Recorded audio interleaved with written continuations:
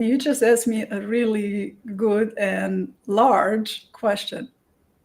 Broad.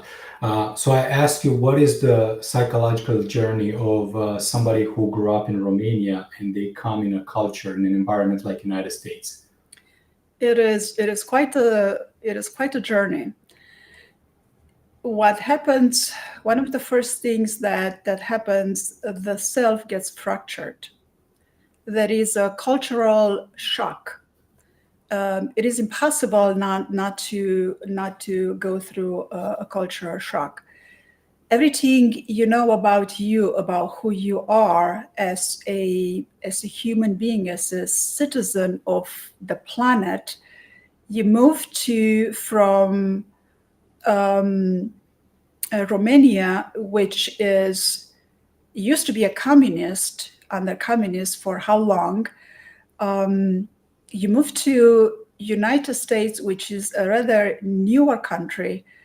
It is so much more emotionally intelligent, evolved. It is hard.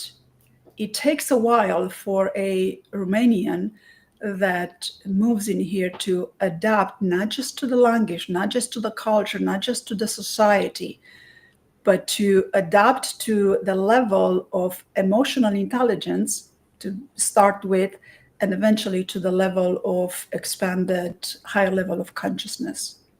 Because so much more is available in here, as growing up in Romania is not as much available. I mean, I grew up during communist time and I've been here for many years. But even people that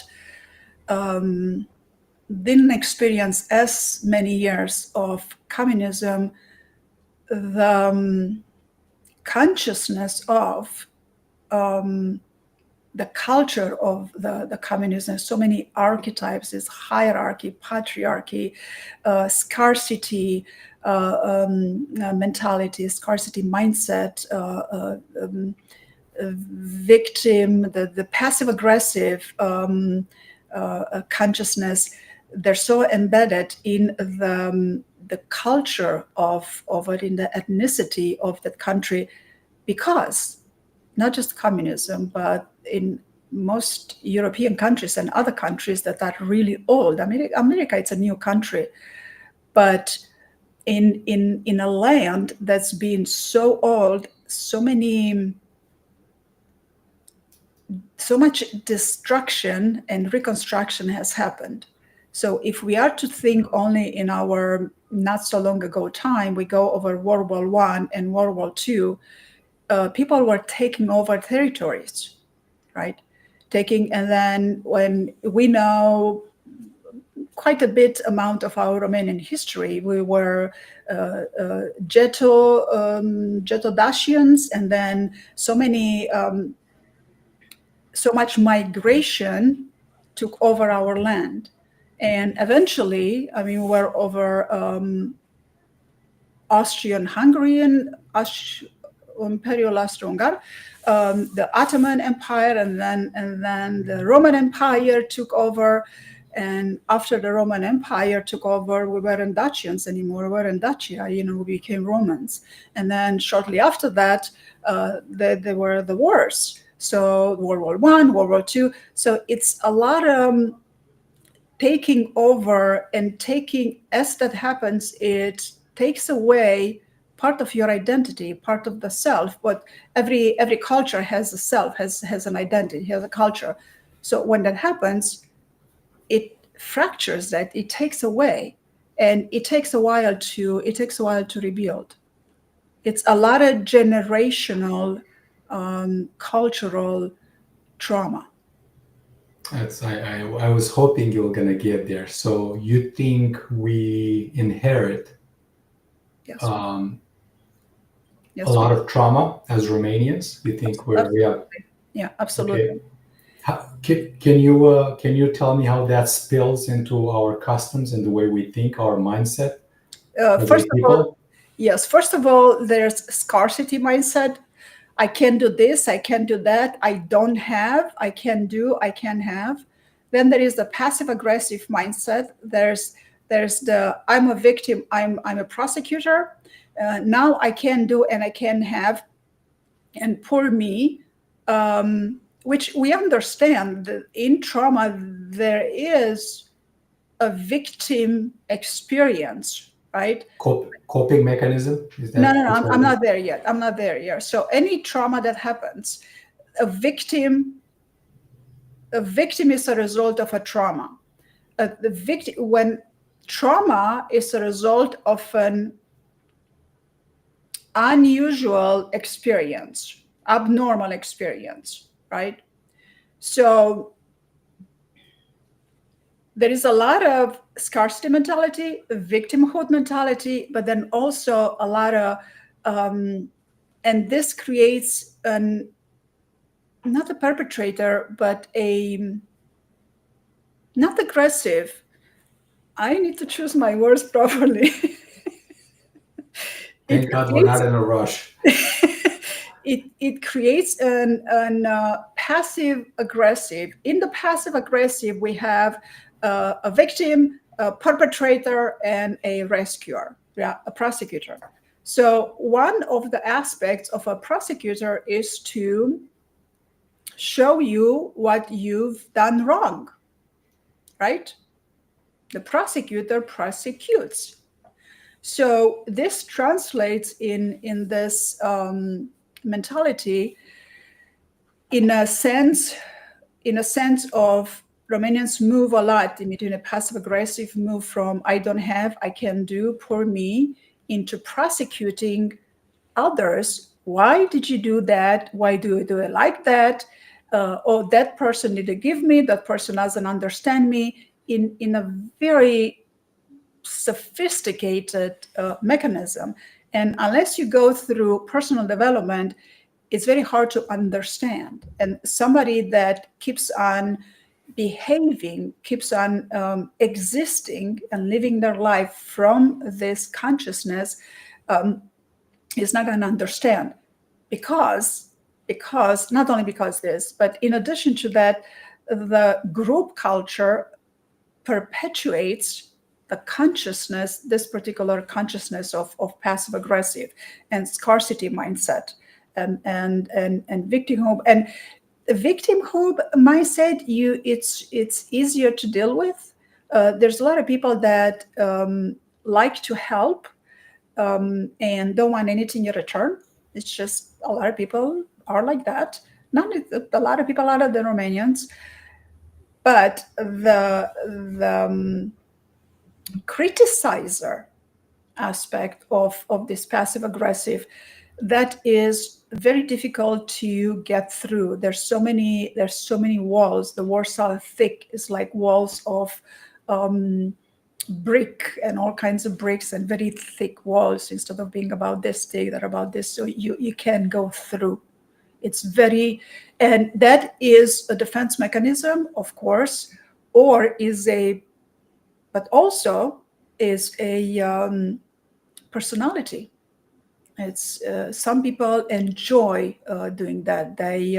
It's a psychological gain from doing that, consciously or unconsciously. I mean, what I'm talking about, things like that, are things that are not,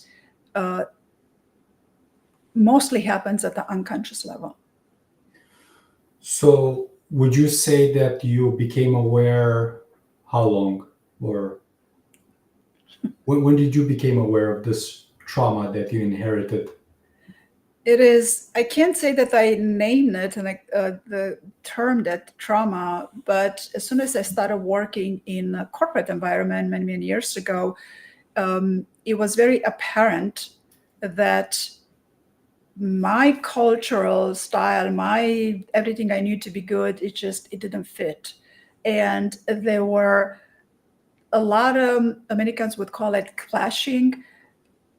I wouldn't just plain call it clashing, but there was a lot of misunderstandings.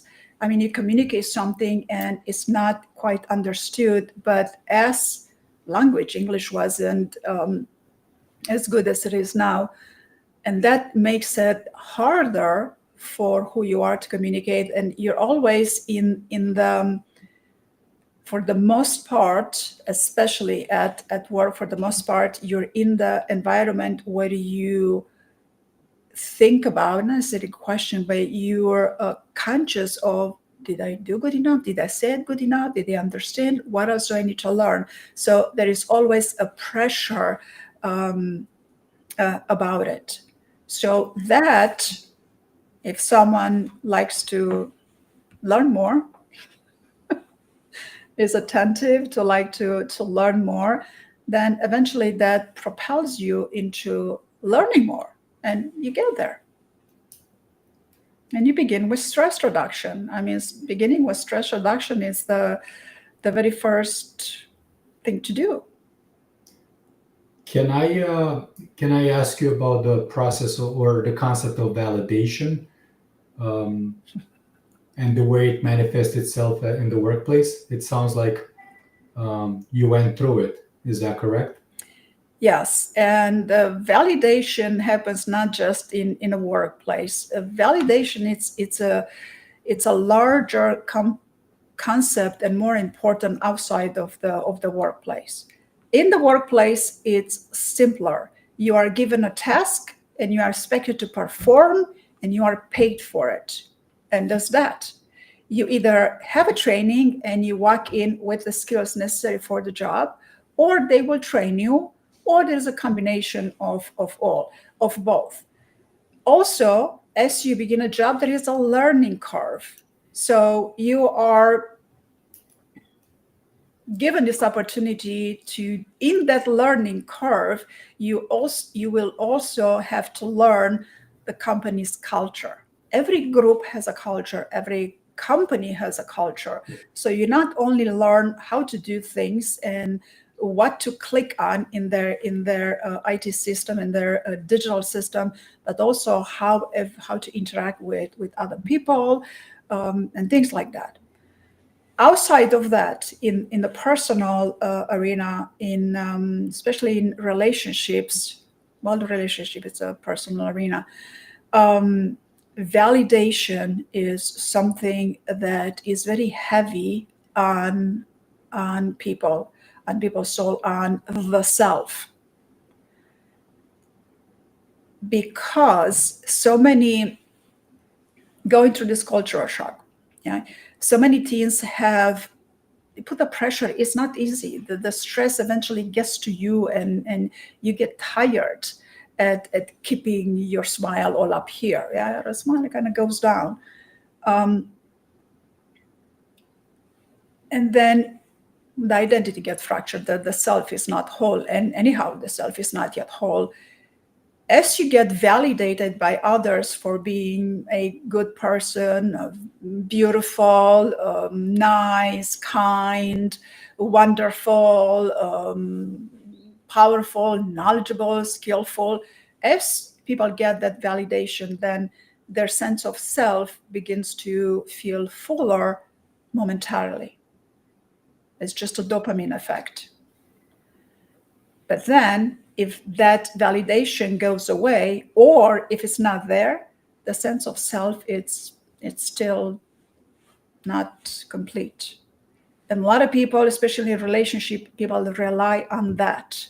And you will hear in a conversation, you will hear, yeah, but you don't understand me. You ever, you never, you always, you didn't hear, you don't listen to me, things like that. Or they make statements as quite accusatory statements of, but you this, you that. It's an indirect accusation of their perception of how you perceive, their perception of how you interpret them. It's hard. Can you can you talk about how validation plays in the outer world versus the inner world? The validation, Yeah, sure, I will which do that when we come back in just a second.